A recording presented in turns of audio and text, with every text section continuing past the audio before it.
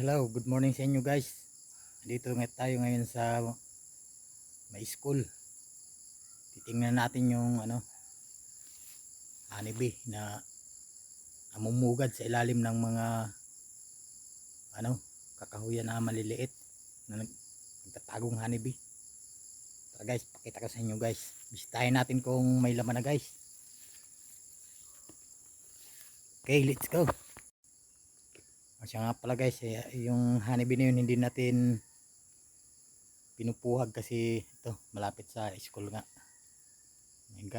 Malapit sa may mga garden. Diyan sa unahan guys, may mga kabahayan na yan dyan. Kaya hindi natin pwedeng puhagin ng basta-basta kasi baka wild nga yung mga buyog, baka mangagat ng mga tao. Kaya ayoko namang meron tayong maapektuhan guys.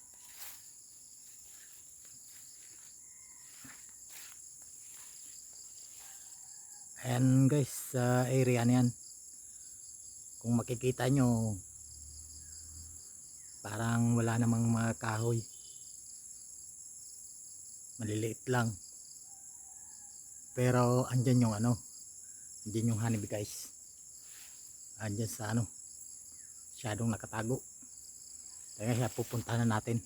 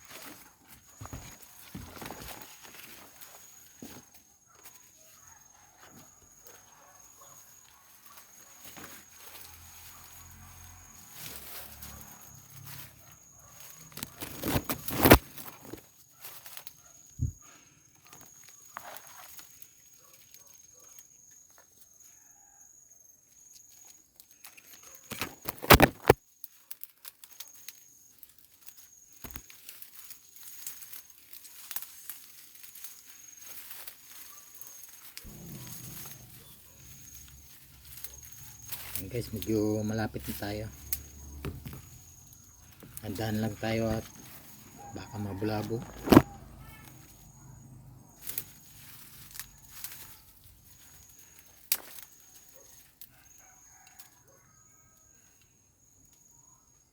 Ayan guys, medyo kita na kaso tayo pangarap.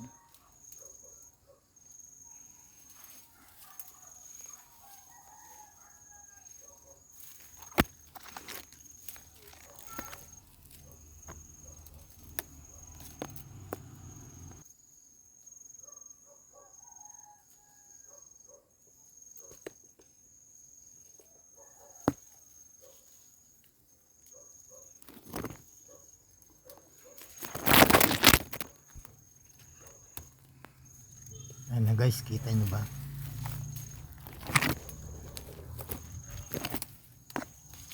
Medyo malayo pa yan guys. Hindi ko masyado kita.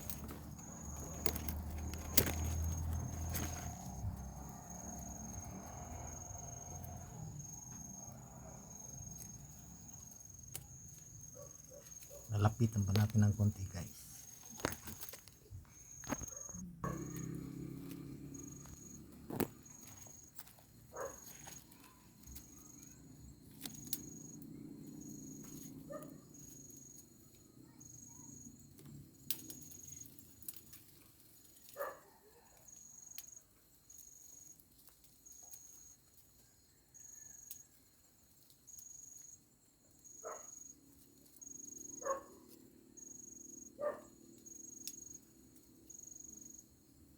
Nakalapit na tayo. Kaso medyo nakakasilaw yung ng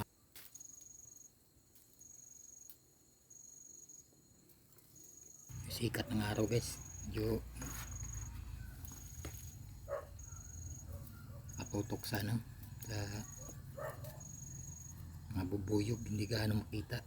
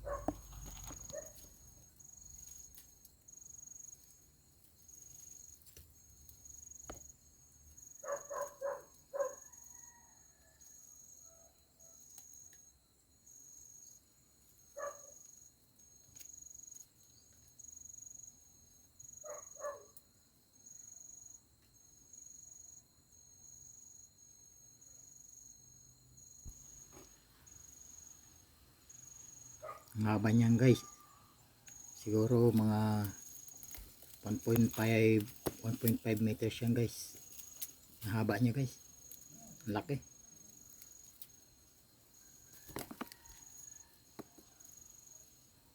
Kaso medyo ano, magalaw yung mga bubuyog.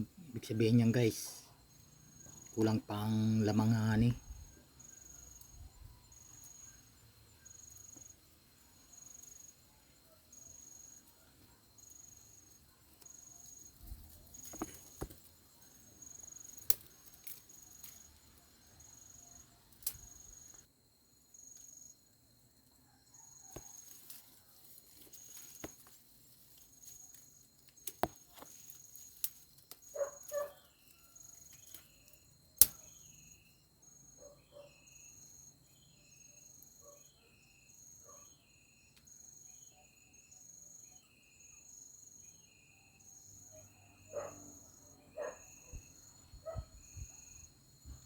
Nga pala guys, kung hindi pa kayo expert sa ganitong mga wild bee, huwag kayong masyadong lalapit.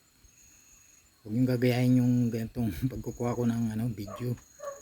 Kasi pag nabulabog yan guys, naku po, libong bubuyog yan. Kung ilang libong bubuyog yan nandyan, isipin nyo guys, makagat kayo ng kahit 10 piraso niya. Sakit niyan guys, kaya ingat lang guys. Pag may nakita kayong mga ganito guys, ituro nyo na lang sa marunong magpuha guys, para iwas peligro.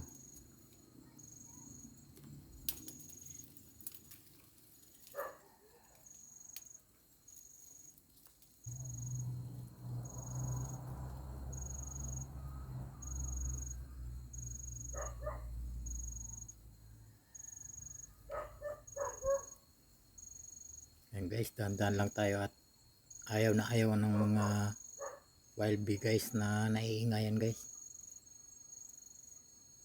Baka kasi mabulabog, habulin tayo niyan guys. Sakit pa naman makakagat niyan guys.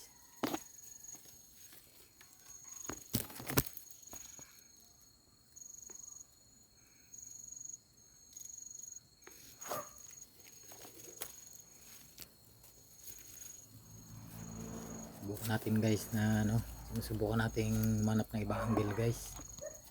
Dami kasing harang.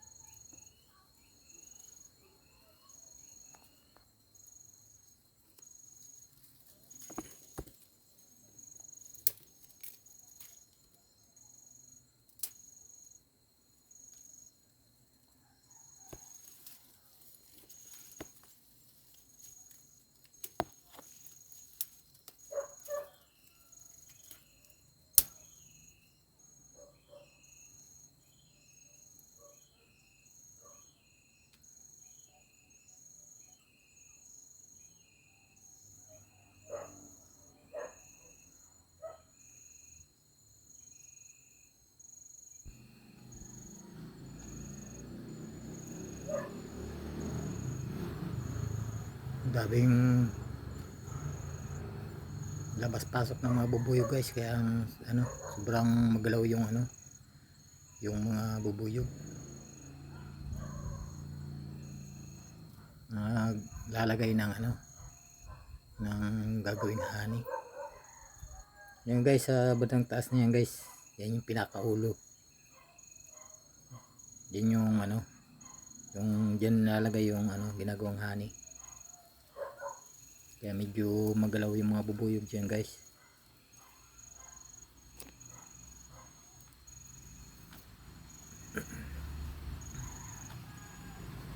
Ayan guys, mukhang mahihirapan tayong kuhanan ng ibang angle guys. Ang sikip, masyadong mabubulabog, kakagatin tayo guys. Pero tatry pa rin natin guys kung anong sa bandang harapan.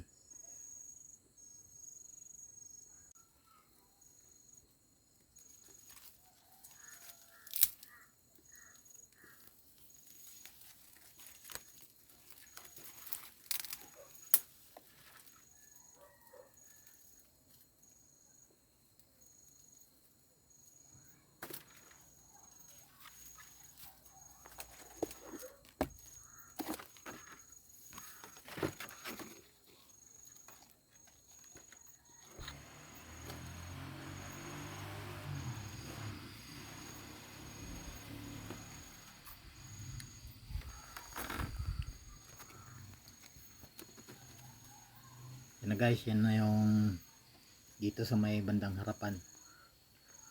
Ayan, makikita nyo guys, sobrang haba niya guys.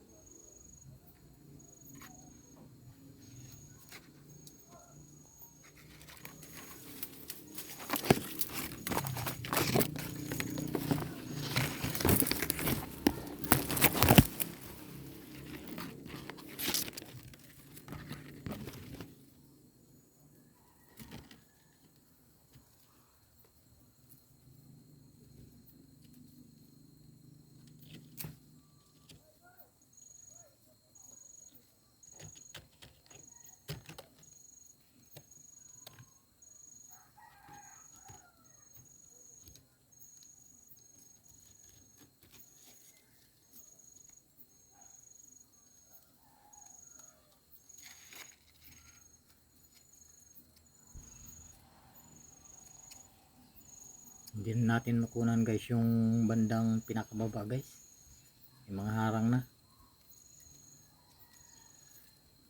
hindi na masyado kita.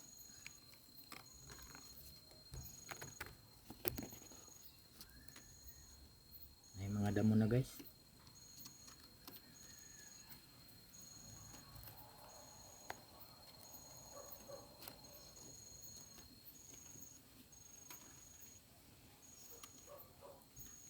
Siguro kung nagkataon guys na maraming honey ngayon, marami ang makukuha kong honey dito. Uwi na tayo guys, baka mabulabog pa.